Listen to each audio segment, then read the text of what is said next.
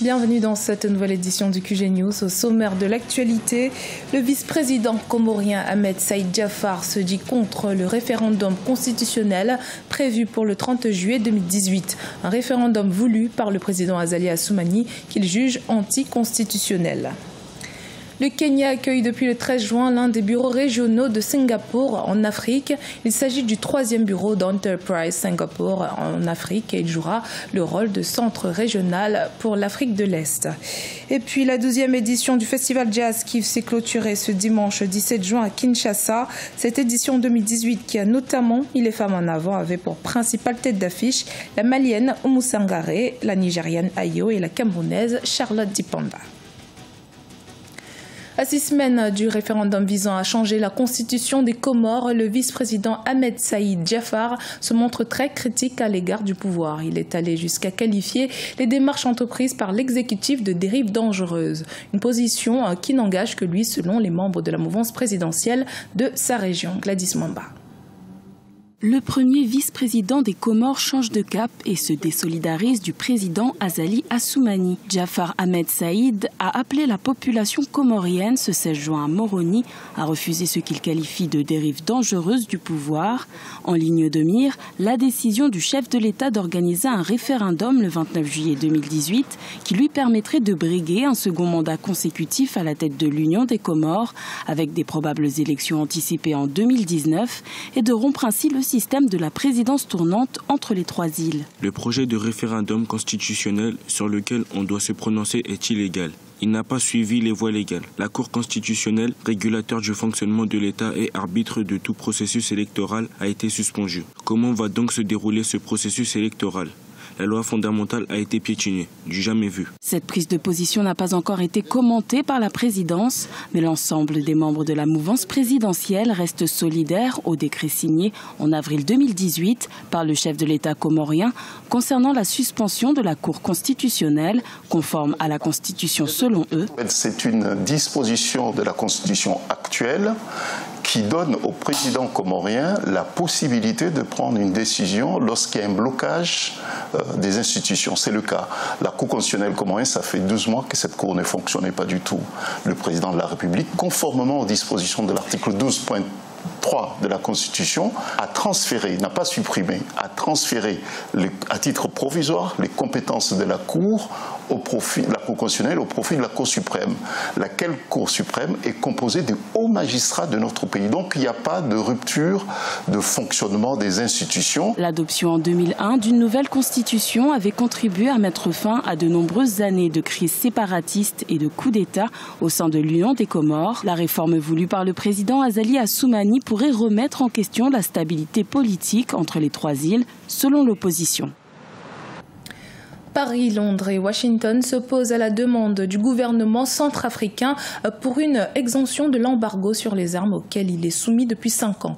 Le pays qui devait réceptionner une livraison d'armes en provenance de la Chine devra d'abord obtenir l'aval du comité des sanctions des Nations Unies. Les détails avec Adjiatou Badawi.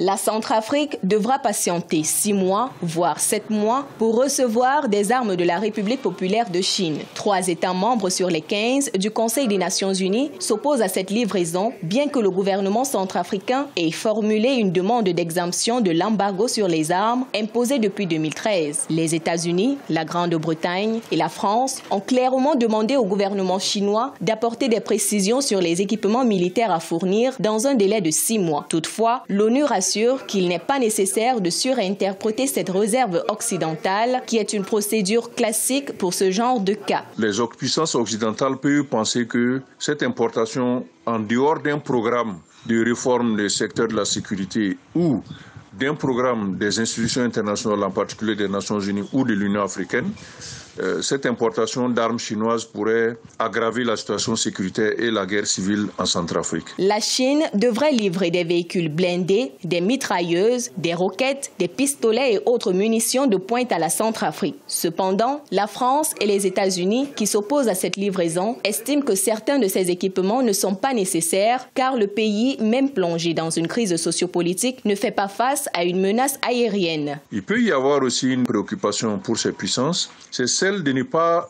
permettre à des concurrents que sont la Chine et derrière la Chine, la Russie, de prendre le contrôle donc, de cette partie du territoire du continent africain. Dans les prochains jours, il y a de fortes chances de croire que la demande d'exemption sollicitée par la Centrafrique soit levée puisqu'elle dispose du soutien de l'Union européenne qui entraîne les forces armées nationales et la MINUSCA, la mission de l'ONU en Centrafrique.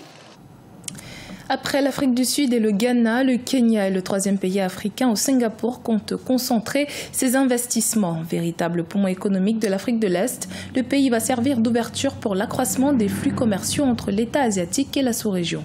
Singapour, qui vient d'y ouvrir un bureau régional, espère mettre ses compétences en matière de développement industriel et technologique au service du Kenya et de ses pays voisins. Nathalie Mo.